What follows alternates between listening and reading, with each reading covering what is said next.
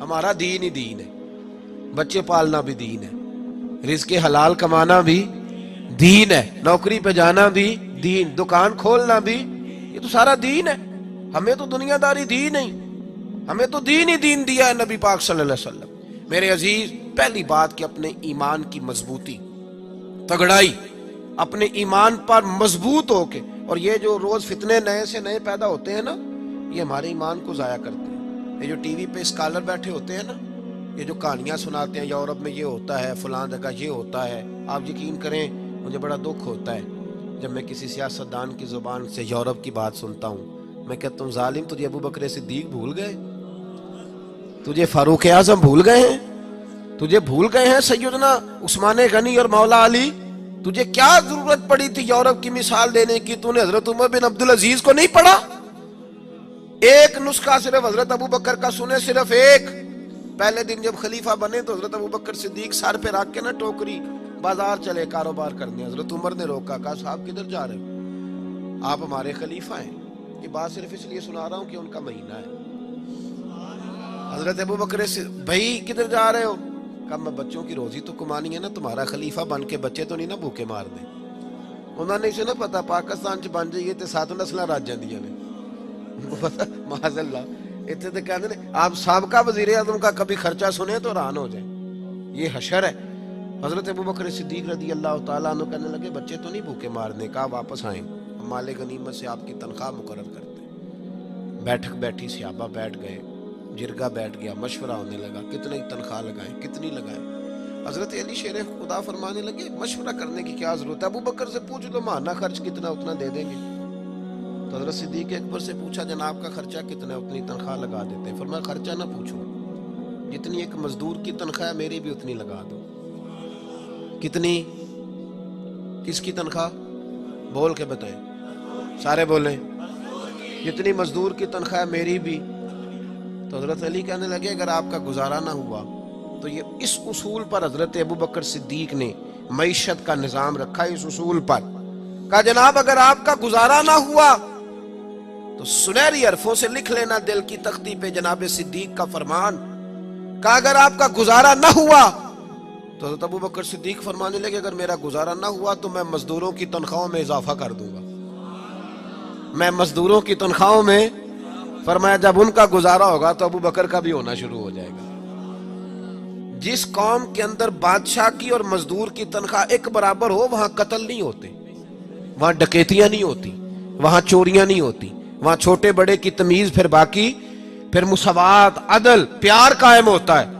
اور جہاں بادشاہ کا بیٹا پرائیویٹ جہاز میں گھومے اور غریب کا بچہ بیمار ہو جائے تو اس کو سرکاری ہاسپٹل میں بیڈ بھی نہ ملے تو پھر وہاں لوگ تنگ آمد بجنگ آمد، وہاں لوگ بندوق اٹھاتے، وہاں قتل و غارت ہوتی ہے، لوگ حق چھیننے نکلتے، عام دام برسرے۔ مطلب پہلی بات ایمان کامل، اور دوسری بات ہر چیز سے بڑھ کر نبی پاک کی تعظیم، ہر چیز سے بڑھ کر۔ ہم نبی پاک کے معاملے میں جذباتی ہیں اور جذباتی ہونا بھی چاہیے۔ یہ آپ کو غلط قائل کیا جاتا ہے کہ نبی پاک صلی اللہ علیہ وسلم نے معاف کیا تو مولوی آپ کو جذباتی کرتے ہیں۔ بھائی نبی پاک نے معاف کیا اپنے بے ادب کو، کسی صحابی نے معاف نہیں کیا۔ میری بے ادبی کرنے والا مجھ سے معافی مانگے گا، میرے چھوٹے بھائی سے نہیں مانگے گا۔ تو نبی پاک کے بے ادب کو نبی پاک معاف کر سکتے ہیں، امتی معاف کر سکتا؟ آپ تمام کتب سیرت اٹھا کے دیکھ لیں، جب رسول پاک صلی اللہ تعالیٰ علیہ وآلہ وسلم کے بے ادب اور گستاخ فتح مکہ کے موقع پر بھاگ گئے تو انہیں جو بندہ بھی مشورہ دیتا تھا یہی مشورہ دیتا تھا کہ کسی طریقے حضور تک پہنچ جاؤ گے تو بچ جاؤ گے، نبی پاک تک کسی طریقے چھپ چھپا کے۔ حبار بن اسود کو بھی لوگوں نے یہی کہا، دیگر بھی سب لوگوں کو یہی کہا کہ نبی پاک تک پہنچ گئے تو بچ جاؤ گے۔ کہیں غلطی سے عمر کے ہتھے نہ چڑھ جانا، کہیں علی کے قابو نہ آ جانا، کہیں عثمان غنی اور ابو بکر صدیق کے قابو نہ آنا، پھر نہیں بچو گے۔ امت مسلمہ کے جوانوں تمہیں غلط قائل کیا جاتا ہے، اسلام جو ہے جی وہ صرف بات کرتا ہے درگزر کی اور معافی کی۔ اسلام جذباتی بات کرتا ہے، لیکن کس میں؟ جب رسول اللہ صلی اللہ علیہ وسلم کی بے ادبی کی جاتی ہے۔ ادھر دیکھو، اور ایک بات اور بڑے ٹھنڈے دل سے سمجھا رہا ہوں، ہم اگر نبی پاک کے ادب کے قائل ہیں تو حضرت عیسیٰ علیہ السلام کے ادب کے بھی قائل ہیں، ہم حضرت موسیٰ علیہ السلام کے ادب کے بھی قائل ہیں ہماری شریعت کے اندر حضرت یوسف کا گستاخ بھی کافر ہے. ہاں ہمارا دین جو ہے وہ تمام کا ادب سکھاتا ہے، بلکہ اگر کوئی کسی باطل کو پوچھتا ہے تو ہم دلائل کے ساتھ اس کا رد کرتے ہیں. ہمیں وہاں بھی کچی زبان استعمال کرنے کے لیے نہیں کہا گیا، وہاں بھی رد کیا جائے گا دلائل کی روشنی میں. لیکن اس کے باوجود، اتنی صفائی کے باوجود اگر کوئی محبوب کے بارے میں بات کرے پھر امت خاموش رہے. صحابہ میں سب سے ٹھنڈی طبیعت حضرت ابو بکر صدیق کی ہے. حلیم آدمی تھے، پہاڑ بھی گزر گیا تو چپ رہتے تھے. ایک دن حضرت ابو بکر صدیق کے والد نابینا تھے، نبی پاک کی بارگاہ میں آئے. صحابہ اکرام علیہم رضوان فرماتے ہیں، آ کے کہنے لگے اتنا میرا ٹھنڈا بیٹا تھا، آپ نے کیا کر دیا معاذ اللہ. حضور نے فرمایا کیا ہوا؟ توجہ ہے میری بات پر؟ کیا ہوا؟ آج مجھے تھپڑ مارا ابو بکر. صحابہ کہتے ہیں ہمیں یقین نہیں آ رہا تھا کہ ابو بکر تو بڑے حلیم ہیں، باپ کو تھپڑ، والد کو. حضور علیہ السلام نے فرمایا بلاؤ نا ابو بکر کو. جناب صدیق اکبر آئے، کھڑے ہو گئے، ہاتھ باندھے، سر جھکائے. نبی پاک صلی اللہ علیہ وسلم نے فرمایا ابو بکر والد کو مارا ہے؟ چپ کر گئے. پھر پوچھا، لوگوں کو یقین نہیں ہو رہا، تم نے باپ کو مارا ہے؟ پھر چپ کر گئے. تیسری دفعہ محبوب نے فرمایا بولتے کیوں نہیں؟ تو جناب صدیق اکبر نے سر اٹھایا، داڑھی ساری آنسوؤں سے بھری ہوئی. عرض کرنے لگے یا رسول اللہ صلی اللہ علیہ وسلم، والد سے کہیں تلوار لے کے میرے ٹکڑے ٹکڑے کر دے، ان سے کہیں میرے وجود کے حصے بکھرے کر دے، میں سی نہیں کروں گا، لیکن ان سے فرما دیں یہ آپ کے بارے میں بات نہ کریں، آپ کے بارے میں بات نہ کریں. تن تندور ہڈاں دا بالن تے اسی ہاواں نال تپایا، کپ کپ مکیاں پیڑے کیتے اتوں عشق پلے تھل لایا. تن دا سالن من دی ہانڈی اتوں لون صبر دا پایا. غلام فریدا وے میں ساری تیری، غلام فریدا میں ساری تیری، تینوں وجہ یقین نہیں آیا؟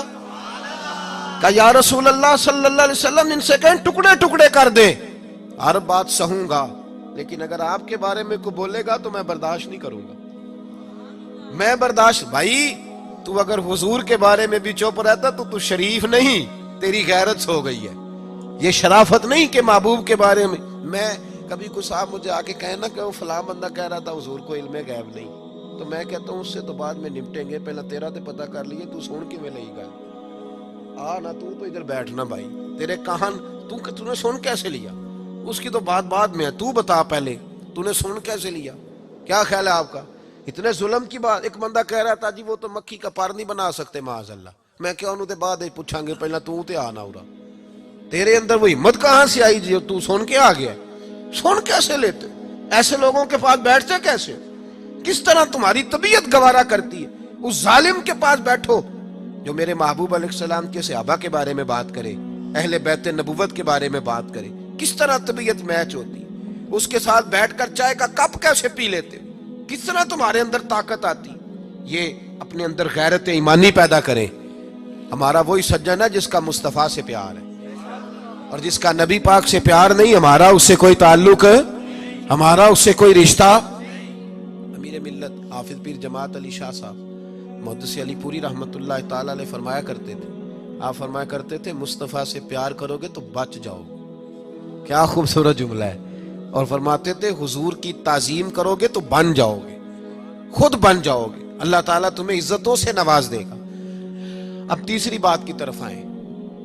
حضور کی تعظیم بھی کرنی ہے اور نبی پاک کی فرما برداری بھی کرنی ہے. جو حضور کہیں وہ کرنا ہے. توجہ ہے میری بات پر؟ ادھر دیکھیں، جو حضور کہیں کہ گنجائش لبنی جی، اب دیکھیں اب تھوڑا تھوڑا بولتے ہیں، اب تھوڑا تھوڑا، لیکن نہ کرنا ہوتے کوندے نے پہ. حکیم کوئی سیانا ہونا بڑا دور سمجھدار حکیم، تو وہ نسخہ بتائے تو بندے کہتے ہیں کاغذ قلم لاؤ لکھ لیں. صحیح ہے نا جی، لکھتے ہیں نا جی. بلکہ حکیم تو نسخہ دیتے ہی نہیں تھے، وہ قبروں میں لے گئے ساتھ، اللہ ماشاء اللہ دیا ہی نہیں. اس لیے حکمت زیادہ پروان نہیں چڑھ پا رہی.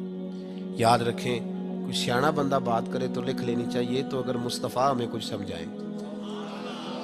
صحابہ نے پتہ اطاعت کس طرح کی ہے. ادھر دیکھو کنز المال میں حدیث ہے، نبی پاک صلی اللہ علیہ وسلم جمعے کا خطبہ دے رہے تھے، ایک بندہ اٹھ کے کھڑا ہو گیا، حضور نے فرمایا بیٹھ جاؤ. بندہ کھڑا ہے، فرمایا بیٹھ جاؤ. مطلق حکم ہے، نام نہیں لیا کسی کا.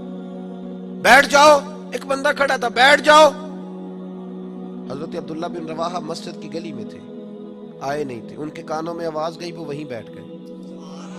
حضرت انس بن مالک رضی اللہ تعالیٰ عنہ فرماتے ہیں میں اپنے گھر سے نکلا تھا، ابھی گھر کے دروازے پہ تھا، میرے کانوں میں آواز گئی، میں وہیں بیٹھ گیا۔ حضرت مرثد بن ابی مرثد رضی اللہ تعالیٰ عنہ فرماتے ہیں میں وہاں تھا جہاں لوگوں نے جوتے اتارے، کانوں میں آواز گئی بیٹھ جاؤ، میں بیٹھ گیا۔ فرماتے ہیں نماز مکمل ہوئی، نبی پاک صلی اللہ علیہ وسلم نے بعد میں جب صحابہ ملنے آئے تو فرمایا عبداللہ جمعہ کہاں پڑھا؟ کہا حضور گلی میں۔ وہاں کیوں بیٹھے تھے؟ کہا یا رسول اللہ آپ نے تو کہا تھا بیٹھ جاؤ، اور تمہیں کب کہا تھا؟ تو اس کو کہا تھا۔ انس تم کہاں تھے؟ یا رسول اللہ گھر کے دروازے پہ۔ کیوں؟ حضور آپ نے تو کہا تھا بیٹھ جاؤ۔ نبی پاک صلی اللہ علیہ وسلم نے فرمایا مرثد بن ابی مرثد تم کدھر تھے؟ حضور وہ کونے میں جگہ ملی وہیں تھا۔ وہاں کیوں؟ حضور آپ نے کہا تھا بیٹھ جاؤ۔ میرے محبوب نے فرمایا میں نے تو اس سے کہا تھا، حضور آپ نے نام نہیں لیا، جس کے کان میں آواز گئی وہ یہی سمجھا کہ میرے لیے حکم ہو رہا ہے۔ یہاں نام لے کے نامینیٹ کر کے بھی حکم کرو تو بندے کہتے ہیں وہ دوسرا نہیں کر سکتا، کچھ ساری شریعت معاذ اللہ میرے لیے۔ حضور نے مطلق